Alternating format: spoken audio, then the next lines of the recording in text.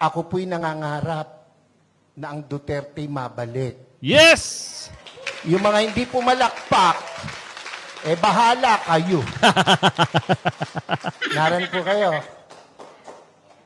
Pansinin nyo, noong panahon niya na nakaupo, mga politiko'y takot na gumawa ng mali. Pati pulis, pati sundalo, takot. Aba, biglang, anong nangyari? Ngayon ang mga kurakot mga nakaupo. Mr. President, wala na talagang pag-asa siguro, ano? You are tolerating graft and corruption Aray. to be committed under your administration.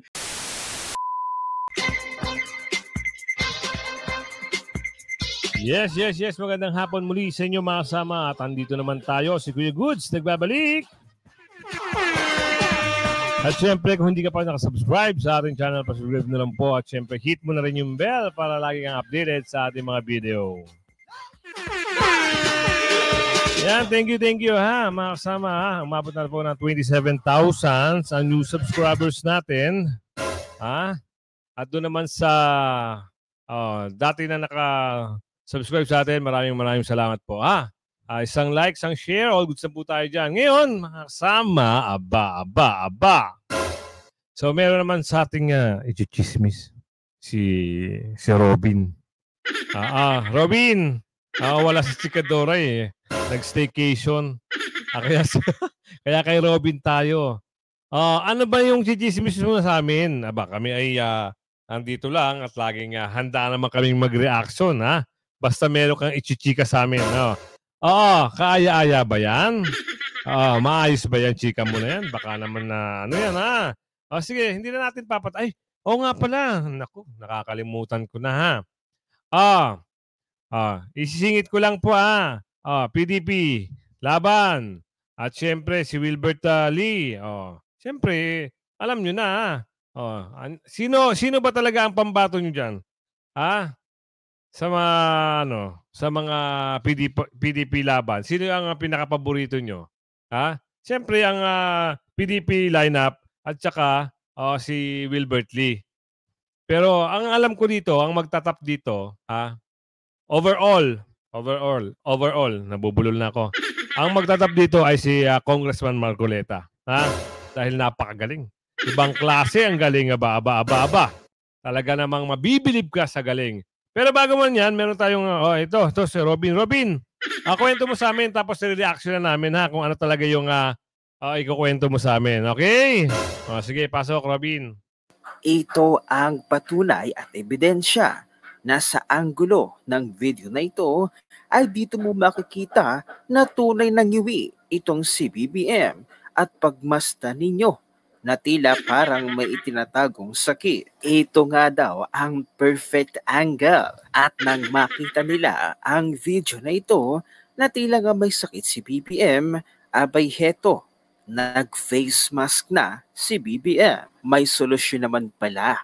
Pwede naman palang itago. Kaya naman ang mga netizens ay hindi Ito na. Napakasimpleng pamilya. Si Tatay Digong biruin nyo, ganyan lang. Kumpara dun sa mga nasa kamera. Ibang klase yung pamumuhay talaga ng Pamilya Duterte, no? Tatay Digong, lalo na si Tatay Digong, napakasimple. Walang mga necklace, ha? Walang kung ano anek-anek sa katawan. 'Di ba? Si Basti lang maganda lang yung tattoo. Pero wala namang Rolex.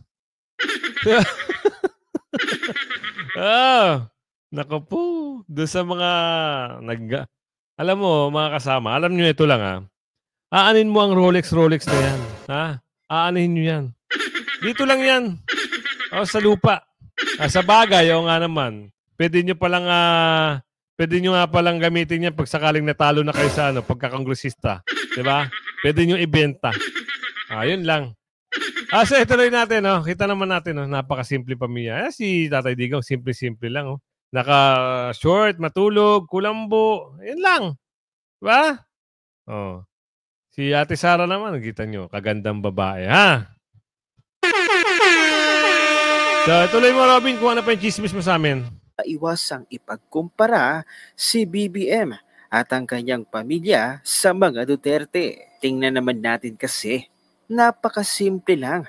Hindi Talaga naman. alta, unglamorous, hindi pasosyal, hindi nagkukunwari. Nagkataon lang ba na ang video na yon ay naipost kasabay din ng pag-post ni Vivi Sara ng litrato na ito? Mapang-asa. O, yan ha. Pag may dumaan mga ads, huwag nyo na pakawala. Grab ko na. Nga ba? Napakasimpleng family. Yan ang walang bahid ng korupsyon at Tama! kahit ano pang sabihin nila, siya ang nagtawid at nagbuhat sa ating mga Pilipino para makatawid ng pandemic. Sana magkaroon pa tayo ng presidente na katulad niya, ng bayan muna, bagong sarili. Mabuhay ka, Mr. President. Solid mula noon hanggang ngayon, Duterte kami.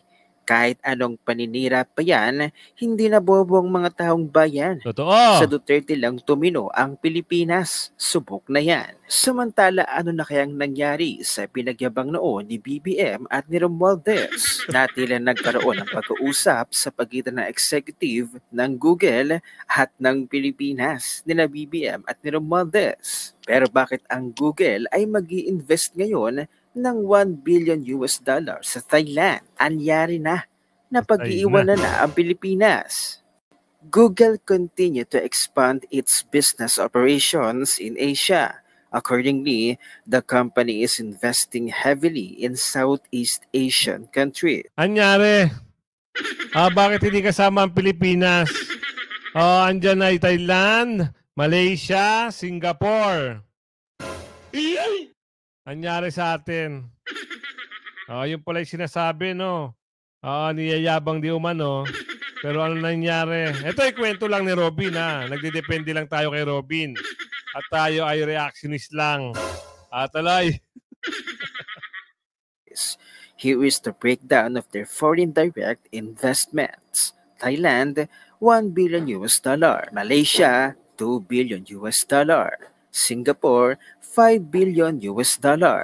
Oops, mukhang wala kaming nakita sa Buzz ASEAN Report hinggil sa paglalagak ng kapital ng kumpanya para sa Pilipinas Wala at iba pang bansa sa Timog Silangang Asya. Correct me if I am wrong, but earlier, our government mentioned a possible FDI from Google. I wonder what happened after the executives came to Manila to meet with the country's leadership and economic managers. Samantala, nagbigay naman ng komento at reaksyon ang magaling na influencer na si Bataraho sa patuloy na lumalalang korupsyon at tila tinotolerate lang ito ni BBM. Kaya't ang Hala. Hay, nako. Sa bagay, kahit ikaw naman, makakapagtanong. Bakit ganon? Nagbenta ng utang. Saan papupuntahan yung pinagbentahan at pinangutang? Kaya pakinggan natin ang komento. Brother, tuloy mo. ang kanyang tanong, saan napunta ang pinagbentahan ng ating mga gold reserve? Yun. Narito ang kanyang buong komento at reaksyon, panoorin natin. Mr. President, wala na talagang pag-asa siguro, ano? You are tolerating graft and corruption Aray. to be committed under your administration, and therefore it is now full-blown at unabated. Dere-derecho na. Kahit sino na lang, pwede na. Wala nang kontrol. Yan ang lumalabas sa isang survey ngayon eh. Ang problema talaga ng administrasyon na to is graft and corruption. Totoo. Sobra ang corruption na hindi na talaga maawat. Ayan din ang mga tanong ng ating mga netizen, brother. So, lagi nilang komento, lagi nilang comment sa ating comment section. At hindi lang sa akin, no, sa ibang mga content creator, no? Saan nga ba napunta yung pinangutang? At saan nga ba napunta yung pinagbentahan ng gold? No? Sana sinabi nila, okay, yung pinagbentahan ng gold ay ibabayad natin sa utang. Hindi, nangutang pa nga eh. Diba? Wala naman silang pinakitang mga tawag dito. Wala silang pinakitang proposal, no? kung saan nila gagamitin yun. Basta na lang nabenta. Binunyag na lang di umano. Nung nabenta na. Ibig sabihin, wala na. Hindi mo na mahahabol yun. Kasi dapat ngayon, dapat talaga sa gobyerno, bago aprubahan, dapat nagkakaroon muna ng public hearing eh. Di ba? Itatanong muna sa taong bayan, majority win. Tatanong nila, kailangan ba natin ibenta to? Kasi gagamitin natin sa ganito. Kailangan natin ibenta yung ginto natin kasi bibili natin yung LRT ulit.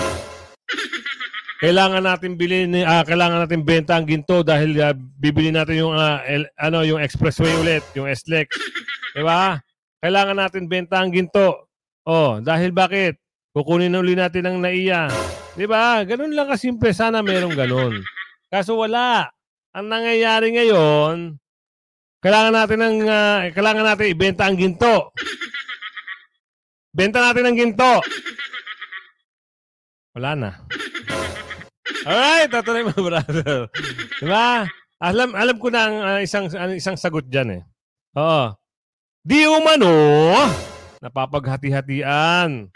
Di umano, pinamimigay. Ayuda. Anli ayuda. Aba, wala na, puntahan ng wala na punta sa project. Kung ayuda man sana, bigyan ka ng 30,000 per month. Okay yun. Diba? Doon mapupunta sa taong bayan yung pera. Lahat ng Pilipino may ganun. Okay yun. Ngayon, tuloy natin. Because you are tolerating it. Magpaliwanag naman kayo, Mr. President. O kahit man lang mag-sample kayo dyan. Bakit wala ba kayong control sa mga tao sa gobyerno? Ano ba yung nangyayari? Sino ba talaga ang presidente?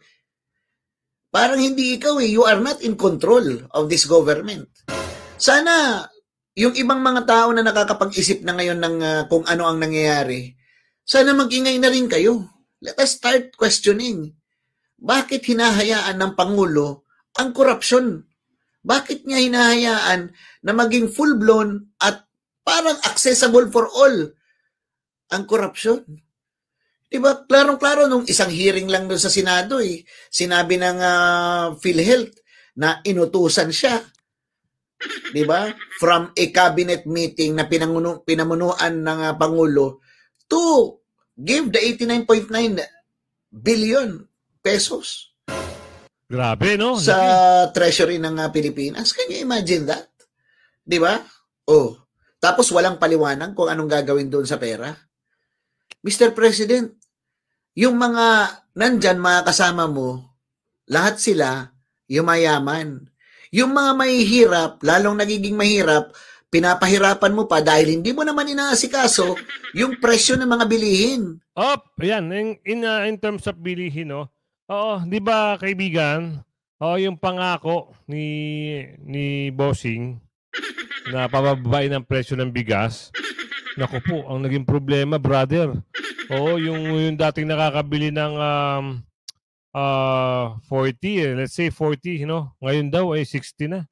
Yun ayon dito sa mga kwento-kwento at mga sari-saring komento dito. Ngayon, ikaw, ano pa ba yung parang gusto mong sabihin sa ating mga kababayan, brother? Sige, Bira. Lalong tumataas. Inflation is high. Alam nyo, Mr. President, figures. Tama. Hindi yan ang kailangan. Yung nararamdaman ng taong bayan sa baba. Ikaw kaya mamalingke, Mr. President, para malaman mo kung magkano talaga ang presyo ng bigas, ng mga bilihin, lalong-lalo na yung pagkain. Ikaw kaya mismo. What is happening to you, Mr. President? Are you being surrounded by people who are protecting you not to get the real information of what is happening in this country? Ganun na ba ang nangyayari? Mr. President, pull up! Pull up! 4 years pa yan. Nako, ang tanong, ano nang mangyayari sa Pilipinas? Ngayon pa nga lang, wala na, boss.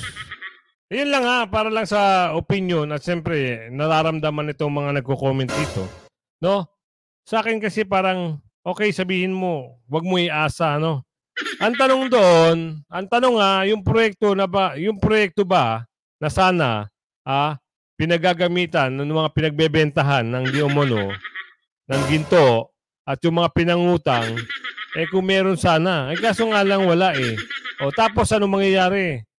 puro utang na naman ang ano, puro utang. 'Di ba? Ganun lang kasimple. Wala ka lang maramdaman talaga na medyo maganda-ganda. At isa pang problema ngayon, ha? Eto pa sa kamera. Nauubos talaga yung mga pondo, di umano, ha? Hindi malaman din kung ano yung dahilan at nasan din yung project nila. May project ba? At nag-aaway-aaway nga dyan sila sa kamera. O gustong pumukpok agad para ano yung pondo. Mailabas kagad, no? Ha? Tuloy natin. Pagdating ng 4 years, awanin, Yun. Mr. President, I am just an ordinary person. And just like the other ordinary persons, we would like to know saan napunta yung pinagbentahan ng 24.95 tons. Wow. Diba? Saan napunta yung 108.9 billion na PDIC fund, saan napunta yung 89.9 billion na PhilHealth fund. Kung ito ay Nako. No, ang alam lang natin yung ginto. Meron pa pala. Ha? Nako po. Ito na ang mahirap talaga, ano? Ay, kaya pala sabi ng kaibigan ko dati, naku, wag mo iboto 'yan. Masisira kayo. Kasi may background na talaga 'yan. Alam mo bakit? Paano ko nasabi to mga kasama? O sinabihan ako ng kaibigan ko na sabi niya, sayang lang. Pero hindi ako naniniwala.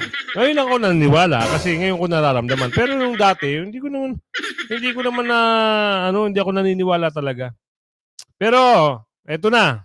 Alam na natin, Kaya gamitin natin yung boto natin. Pagdating, sa Mayo, okay ba? Para naman, makaiwas-iwas tayo. Yung mga kongresista dyan na alam nyo na may record, tapon, Yung mga trapo, tapon. Palitan ng bago. Yung mga galing. Diba? Kung ang issue ng mga kongresista ay pera, pangurakot, wag iboto. Naku. Ano pa meron dyan? Nag-iipon-ipon nyo para sa unprogrammed appropriations amounting to 731 billion na accounting to about 13% ng ating national budget for 2024. Paalam ninyo. May karapatan kami malaman dahil kasama kami dyan sa pera na yan Tama. May karapatan kami na magtanong. Huwag nyo namang... May karapatan nga tayo, brother. Kaso sila lang may karapatan din. Maglustay, di umano. Alright!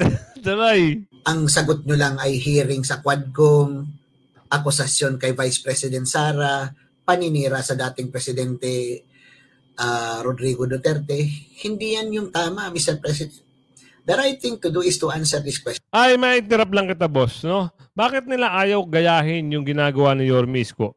Maipasok ko lang dito si Yorme Isko, sa taga Maynila, siyempre support natin Yorme at yung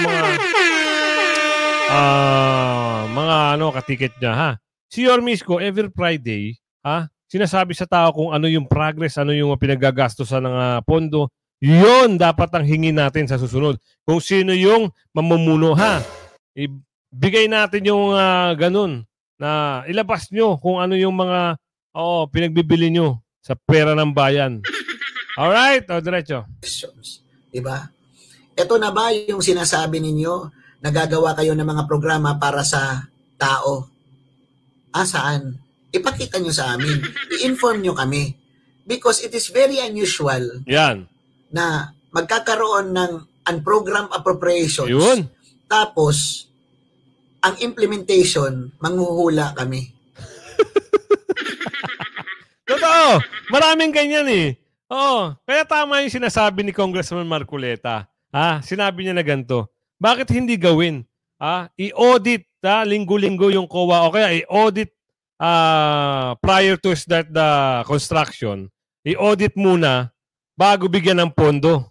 Ang nangyayari ngayon kasi, tapos na ang korupsyon, saka i-audit. Ganon. Wala nang habol. So baguhin ngayon ang sistema. Audit. Bantayan ng construction. At kung halimbawa nasa 70% na, tignan. Sabihin sa tao, ito na yung nangyari doon sa sa pera na pondo na binigay dito. Binigay kay ganon, congressman ganon, binigay kay congresswoman na ganon. Di ba? Ganon dapat. Para may resibo. Hindi lang yung ngayon kagaya na sinasabi mo, brother, yung implementation.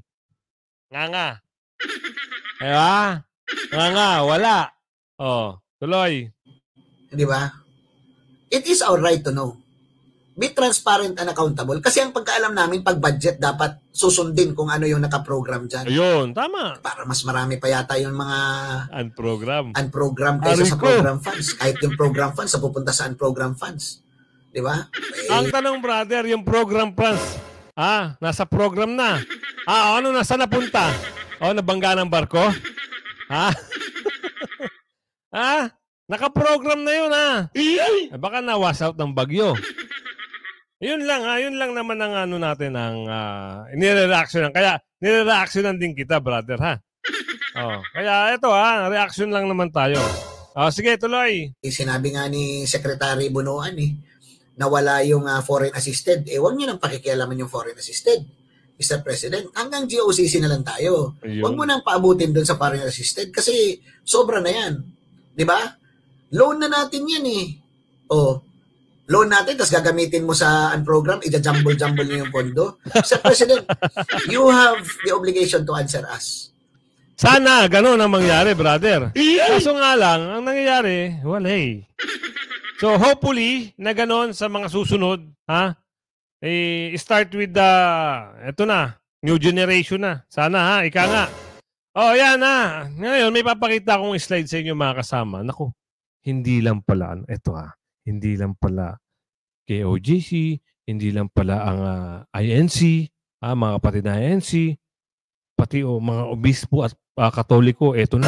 Magsasalita na, mga kasama, Eto na, simulan na natin, para naman napakita natin sa inyo kung ano naman talaga yung mga sinasabi rito.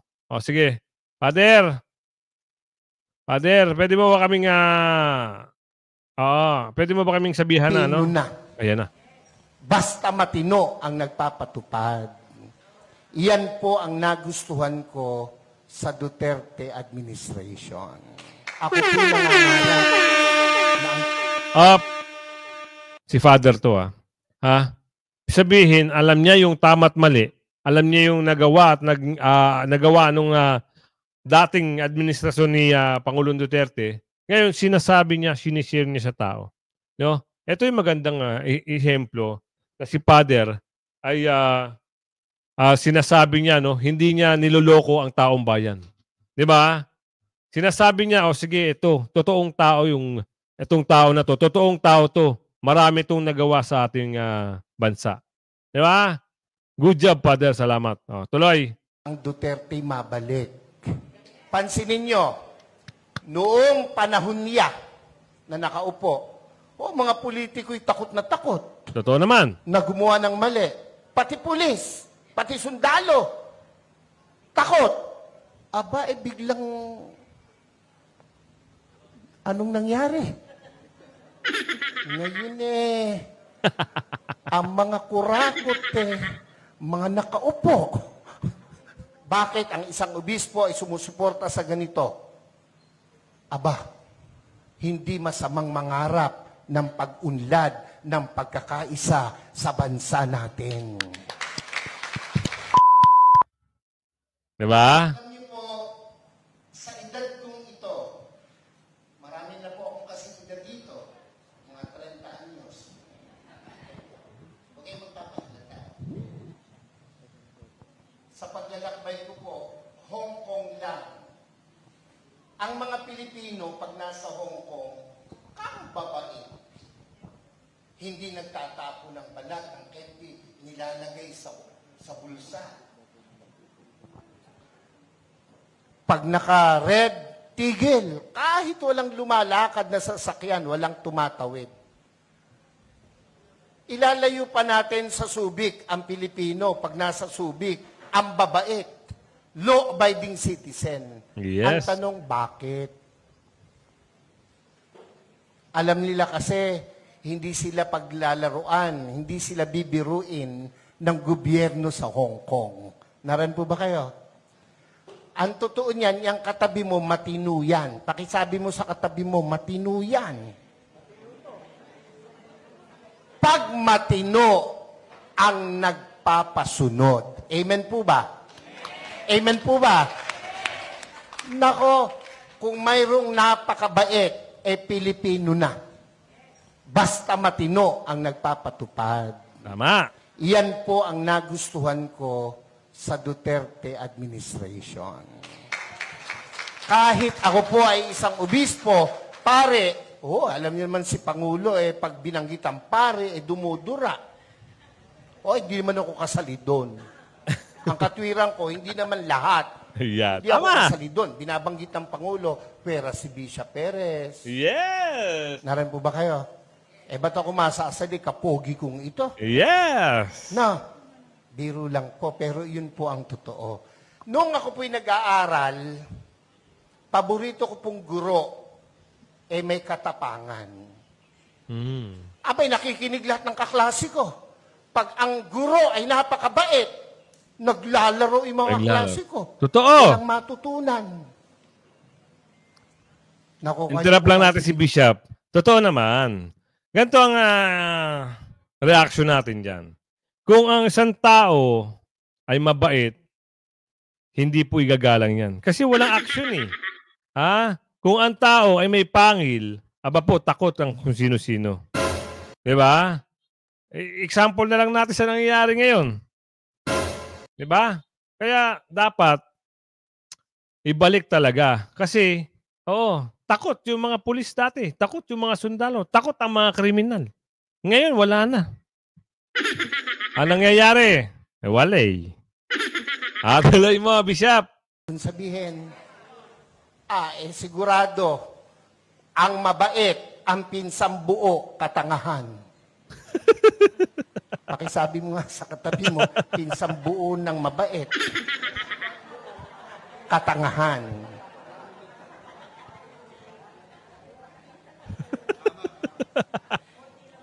Ako po ay isang professor din by profession. Yan. Isa po ako sa kinatatakutan ng mga estudyante. Pag ako po'y naglalakad sa koridor, nauubos ang estudyante. Pag pumasok ako sa pintuan, tahimik, para mga pinitpit na luya ang mga bata. Pero isa lang ang aking sinisigurado, may matututunan ang mga Tama bata naman. sa akin. Kaya po, ako ay kinatatakutan, pero pinakamamahal ng mga estudyante. Tama. Naran po kayo. Naran po kayo. Ako po'y nangangarap na ang Duterte mabalik. Yes! Yung mga hindi pumalakpak, bahala kayo. Naran po kayo. Pansinin nyo, noong panahon niya na nakaupo, mga politiko'y takot na gumawa ng mali. Pati pulis, pati sundalo, takot. Aba, biglang, anong nangyari? Ngayon ang mga kurakot mga nakaupo. Naran po kayo? Ako, tayo may hindi pinanganak kahapon. Alam natin yan. Bakit ang isang obispo ay sumusuporta sa ganito?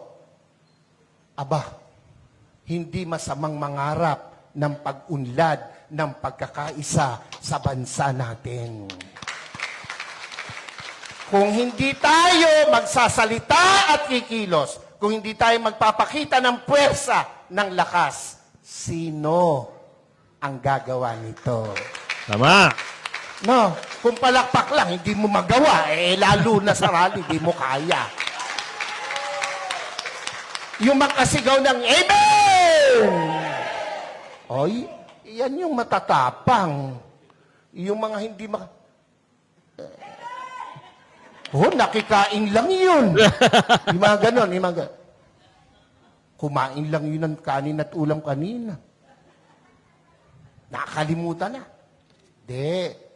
Dapat, ito ang tandaan nyo, ang buhay natin, minsan lang. Pakisabi mo sa katabi mo, mamamatay ka rin.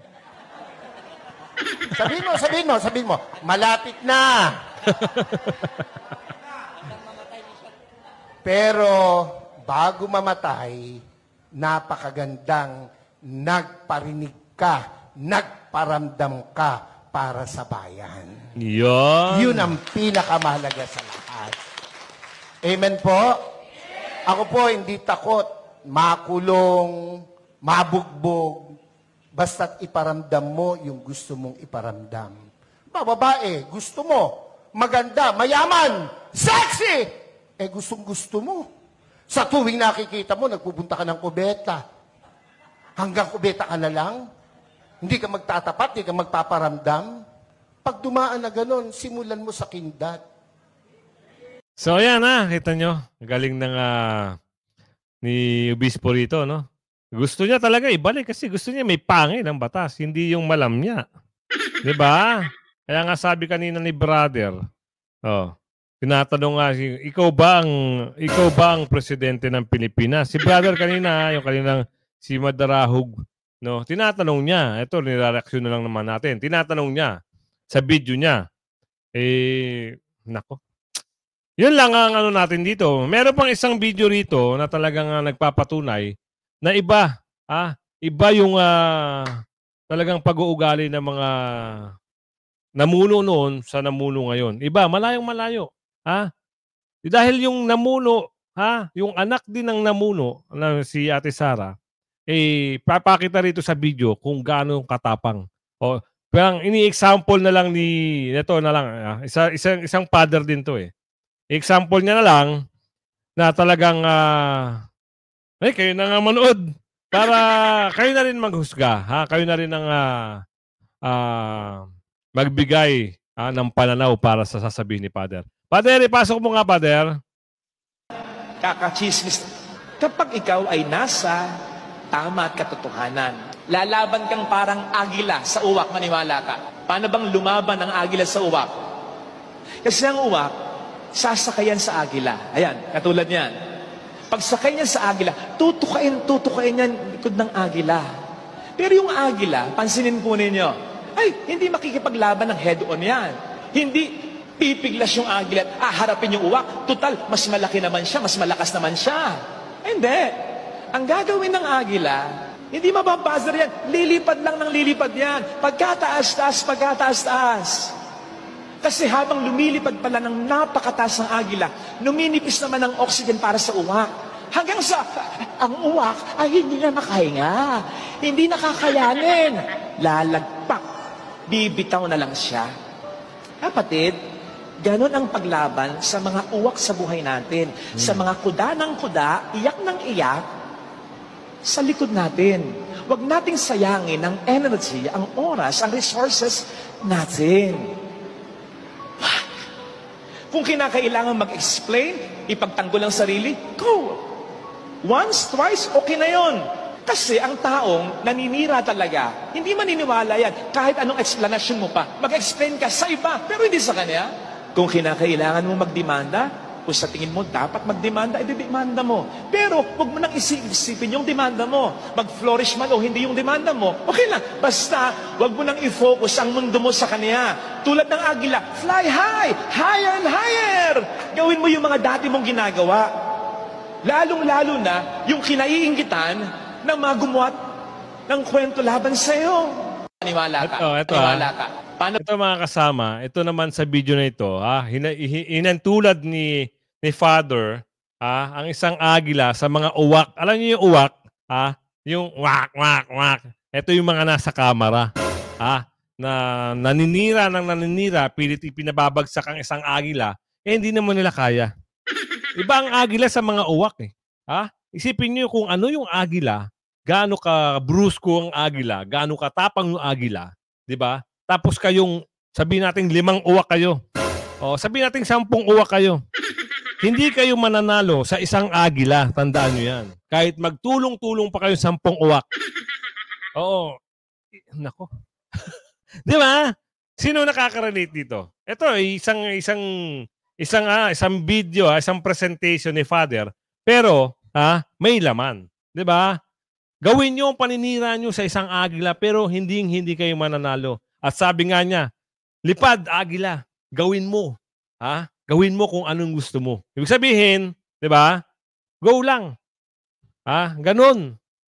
Hindi nila kayang pabagsakin si Ate Sara talaga dito. Alright? Ayan na. Kung hindi ka pa nakasubscribe sa ating channel, pasubscribe na lang po si Kuya Goods. At syempre, hit mo na rin yung bell para updated ka naman sa ating mga video. Salamat sa walang sawang sumusuporta. Maraming salamat po lagi. At ingat kayo lagi ha. At kung hindi nyo makita yung video natin, halimbawa hindi nagno-notify sa inyo, type ka agad si Kuya Goods sa YouTube. Tignan nyo, araw-araw po may upload tayo, morning and afternoon. So, medyo ilalaro-laruin lang natin yung oras. Baka magdagdag pa tayo ng isang video. Mag 3 videos tayo a day. Hopefully, no? Para mabigyan ko naman kayo ng mga magagandang video. Maraming salamat. Mabuhay kayong lahat. Bye-bye!